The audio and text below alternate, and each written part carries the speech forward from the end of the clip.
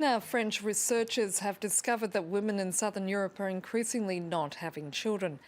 In fact, the rise in childlessness is most marked in Greece, Italy and Spain, with rates surpassing 20% among women born in the early 1970s, and that compares to an average of 15% in Northern Europe and 18% in Western Europe.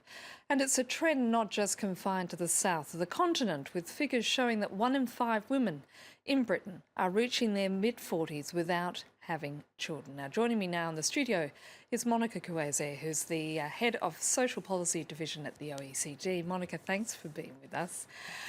These figures are truly interesting, but what is driving this trend?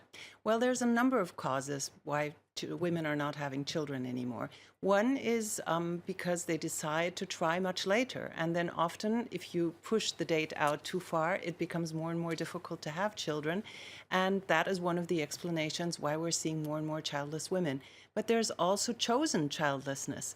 Now, chosen childlessness can be for various reasons. It could be economic, because you feel that you don't have enough resources to establish your own home and you cannot offer the child the future that you would like to have. But also it could be because the cultural expectations in some countries are still for mothers to stay at home, to stop working, to stop going to paid work, working at home, and devoting themselves entirely to their children. And this is something that increasingly well-educated women might not want to do. And then there's another factor also, which I think is quite important as well, is that many women say, I just haven't met the right mate. And it is really important, isn't it? And we tend to underplay that. That is an important point. And I think it's this, again, is a mixture of reasons, because women are more and more well-educated. They go to higher degrees, they make more money, and they often expect that the man in their life will then be somebody who makes even more money and is even better educated than they are. And that often means that the air is thin. There's not that many around to meet, and also it takes a long time to get to that stage in their professional lives.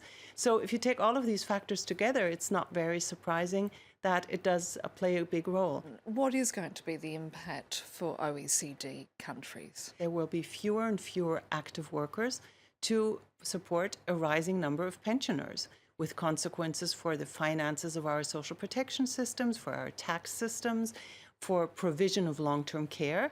Long-term care for people who are frail elderly are mostly still being provided by family carers, and that's mostly women. So what we will be seeing is a lot more pressure on our social support systems, but also we will have to see more women and more men taking part in those tasks, because it cannot just be done by women. Are governments aware of this trend? I mean, what are they doing to counteract it?